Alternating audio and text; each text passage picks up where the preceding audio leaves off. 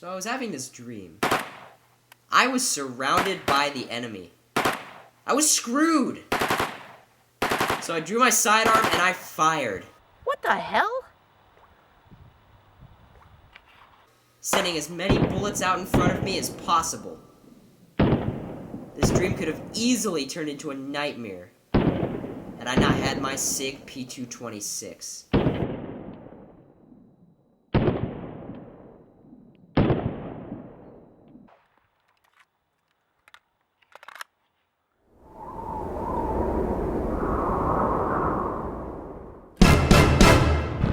What is up, everybody? You are watching Fun with the Gun once again, and today we've got another gun review for you guys today. So today, we are reviewing the Sig Sauer P226, and this review has been a long time coming because we bought this gun a long time ago. But you know what? We now just feel like we've shot this gun enough to be able to really fully review it and give our points about what we think about it. So let's kick this thing off! Alright guys, so first things first, let's start off with the ammo. So we fired a lot of different types of ammo through this gun in its lifetime so far, and we're going to start off with some of the stuff that we've used here. So starting out, we've got PPU. This is the first ammo that we used in the gun before any others, and we had a few issues starting out. Had a few stovepipes, few malfunctions, but I really think that that's an issue of breaking in the gun and not the ammo itself, because we fired more and it's functioned flawlessly so far. So, moving on. Freedom Munitions. Great stuff. We love this ammo. This is probably our favorite ammo right now.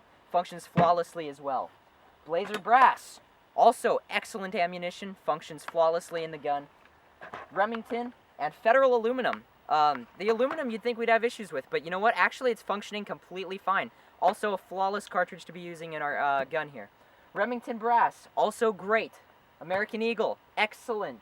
ZQ1, I've never even heard of this brand before we bought this, but also great ammunition. Everything that we fired through this gun, with the exception of PPU in the beginning here, functioned flawlessly through the gun. So that shows it chews through all types of ammunition with a voracious appetite, and it does not take no for an answer. So let's move on to the next part.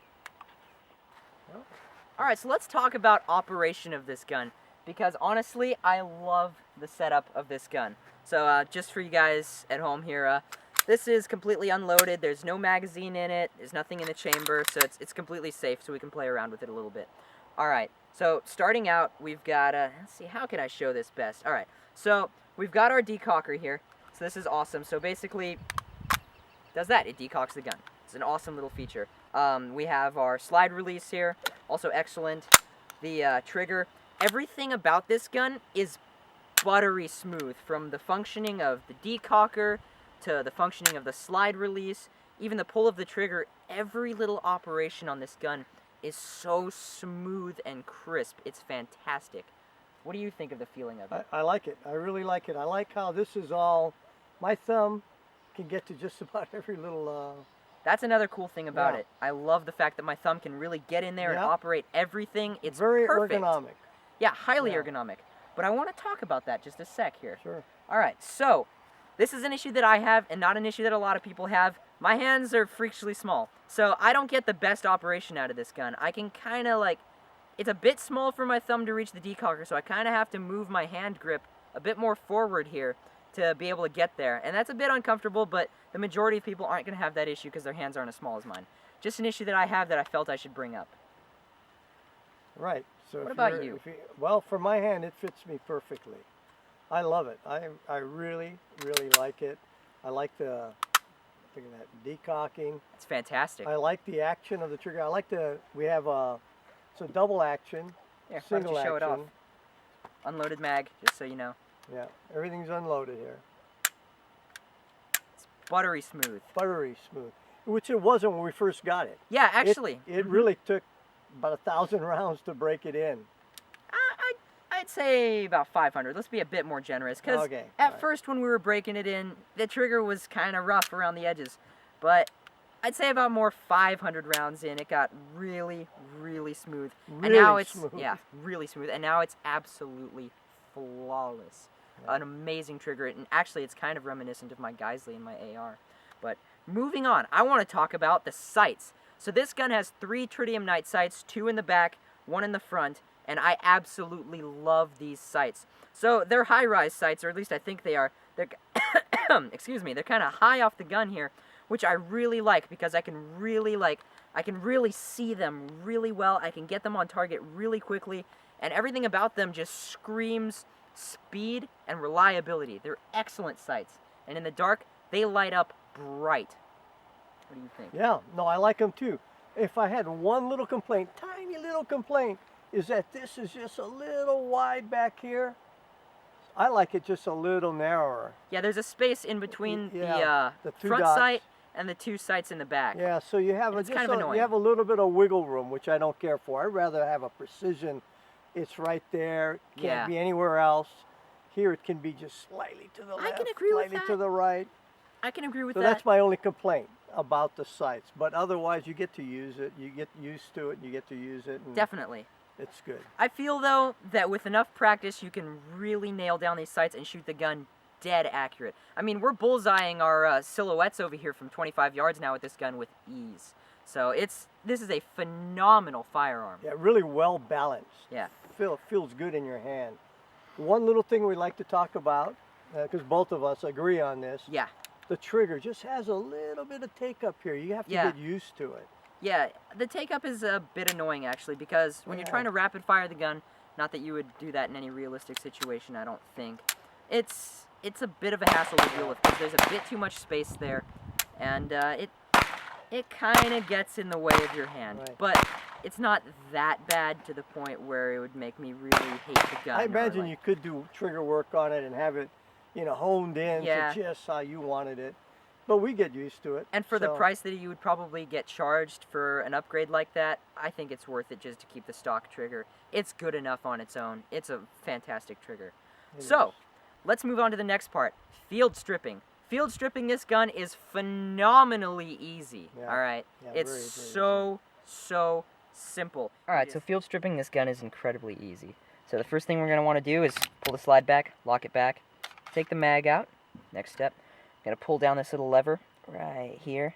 It's a little bit difficult to get, but you just pull it like that.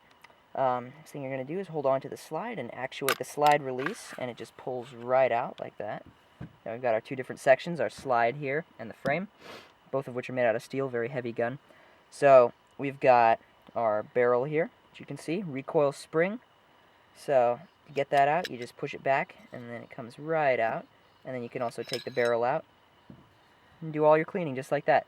It's that simple. So that's all you need to do to get this gun apart, field stripped, and all cleaned out. So you can scrub all of this, get the internals of the frame here if you want, and get it all field stripped and ready to go. Really incredibly simple. I was expecting it to be much more difficult than that, because our Beretta 84B is really kind of difficult to fully field strip and get all together again. But this gun, really easy. So now it's just as easy to put it back together. Just stick it on like that. Nipped me a little bit there. So I'm gonna stick the mag in, lock it back.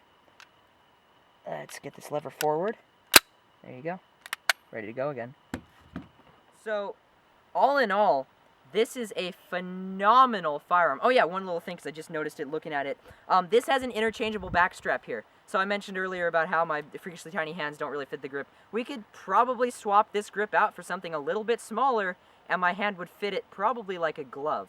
So that's another little thing I want to bring up, because I just saw that on the back here, is that it has the interchangeable backstrap that I remembered. So, yeah. All in all, this is a phenomenal handgun. Phenomenal. You also have your Picatinny rail. Yep. 1913 standard. It's a little curved, though. It's a little different from a standard Picatinny rail. It's really no issue, though, because you can still get any kind of accessory on it. Yeah. You can mount lights, lasers. Hell, if you want to get really tactical with it, you could probably take a forward vertical grip and stick that sucker on there and, have your little short-barreled rifle or whatever. But that would be in dumb. California with 10 shots, that would look real cool. Oh, yeah. Real cool and highly illegal, I'm sure.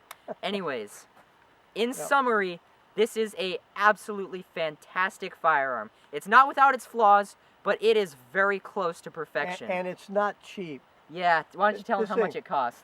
I got this on sale for a little over $800.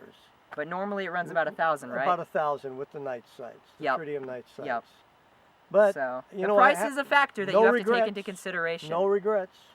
But no Love it. regrets. If you have the money and you want an excellent full-sized duty handgun, I think you should look no further than the Sig Sauer P226. All in all, I would give this gun a 9 out of 10. That's how much I like this gun.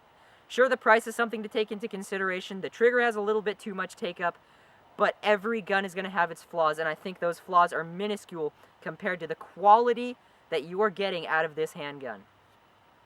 Fantastic firearm, and we both love it. Yep.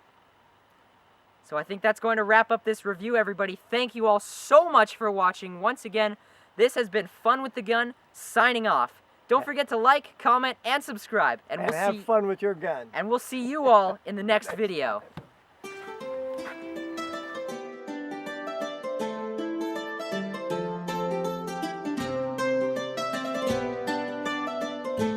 Okay, hold on. One more thing. Very important thing. You know, I had a little issue when this was first stovepiping. I thought maybe something was wrong with the gun. God forbid, but I did. And so I called Sig Sauer. And I have to tell you, their customer service is second to none. When you buy a gun, you want to know that these people have your back. And I tell you what, Sig Sauer has your back. You can depend on them. Awesome, awesome customer service. I had 180 degrees experience with customer service with Smith & Wesson. Why don't you tell them a little bit about that? Yeah, that was horrible. I sent my gun in because there was a recall. They messed it up and then told me that someone else messed it up, that I had sent the gun in already messed up. And the gun was irreparable. So I had disputed them, and I asked them to check in on it. They did check in on it, and they sent me a new gun, but I went through a lot of hassle. They sent the gun to my FFL without even letting me know. I just happened to be there, and I asked them, and they said, well, we have a gun back here. We didn't know who it went to. And they brought it out, and sure enough, it was my gun, my phone number on there. No name, no reference call. I will not buy another Smith & Wesson gun, although I love my 686. I love it to death. But those guys don't have your back. These guys, I will buy and buy and buy. That's all. I thought that that's really important, because when you spend a lot of money on something, you want to know that you have your back covered by these guys. Definitely. By that company. Definitely. Customer service, A1. 10 out of 10. 10 out of 10, yeah. Would recommend again. Oh yeah, definitely. And if that's not just it, I mean, that's worthwhile in itself in buying a gun, because you know that gun's going to work right for you and it's going to service you well. That's all. That's all I have to say. Again, thank you very much for watching. Thanks for listening to my ranting and raving here, but I thought that's something you ought to know. It is an important thing. Yeah. All right, once again, guys, thanks for watching. We'll catch you in the next video. Yep.